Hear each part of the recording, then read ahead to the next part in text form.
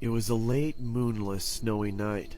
I heard the chilling cry of a bobcat as I arrived home from my parents' house, where we had just had Thanksgiving dinner in northern Michigan. Exhausted, I had finally made it to my bed when my pregnant girlfriend asked for nacho cheese munchies. Reluctantly, I laced up my boots and went to my car. Due to the cold, it took me a while to start the car, which only made me more irritated. But eventually I got it started, and I arrived at the convenience store to retrieve my girlfriend's mandated snacks. As I left the store, walking back towards my car, I saw a shadow of movement out of the corner of my eye. What looked like a person stood near the dumpster, just out of the light. I stepped towards the figure, and she looked at me with a giant, sinister smile. Her face was so weathered it looked like she had cracks all over her face. She was crouched down and appeared to be chewing on something. I looked to see what she was chewing on. To my surprise, it was a severed arm. It looked old, as if it had been rotting for weeks. I saw her glance at something in her pocket.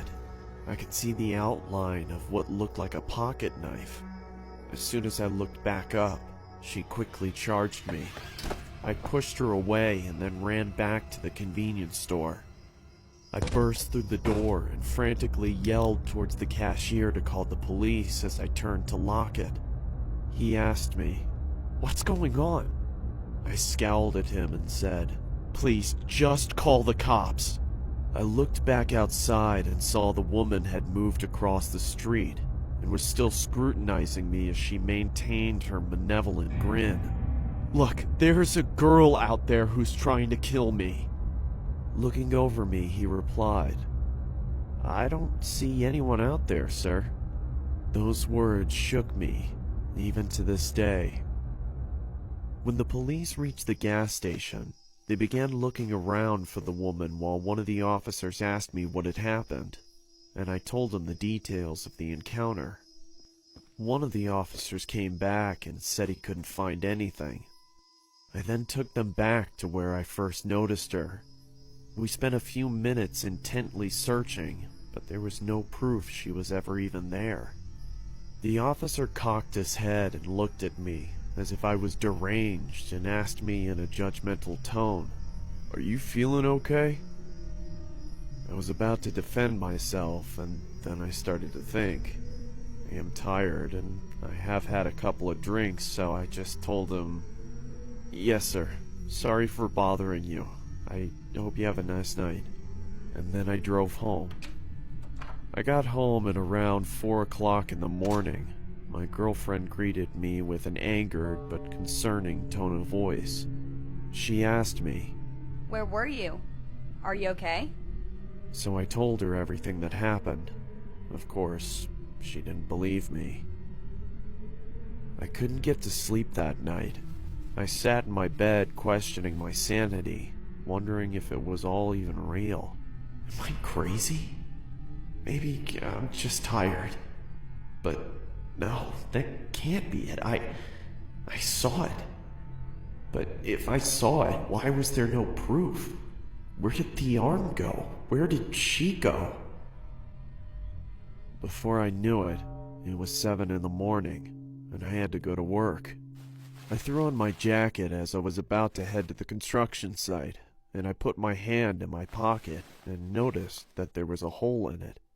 It wasn't there the other day. I thought, what if she caught my jacket as I ran? Which further proves my suspicion that she was real.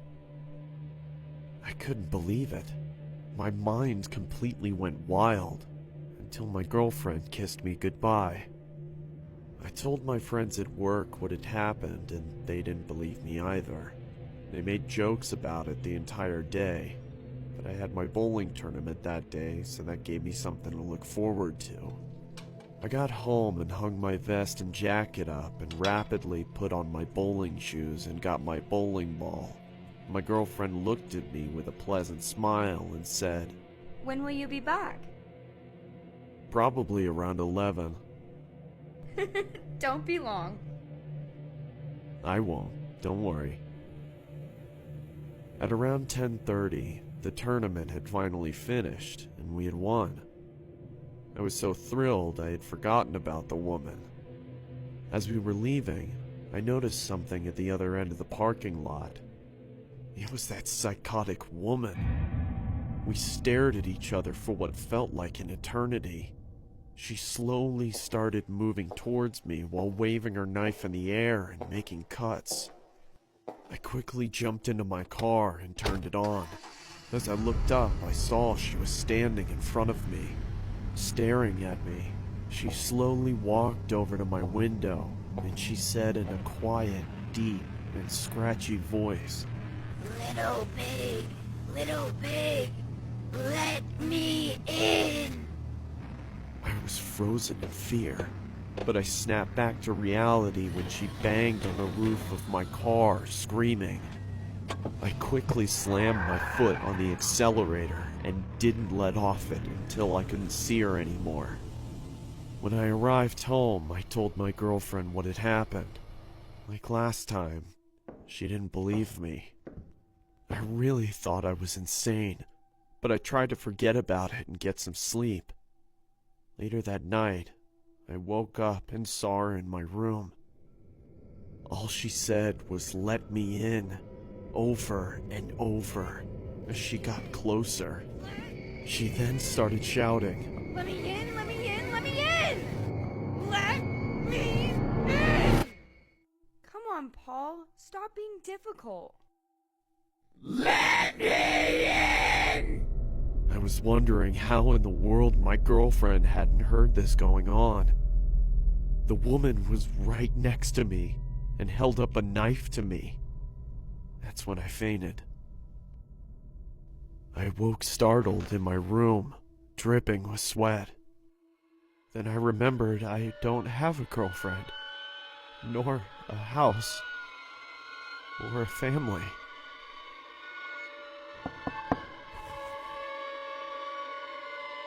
Come on, Paul. It's time for your morning meds.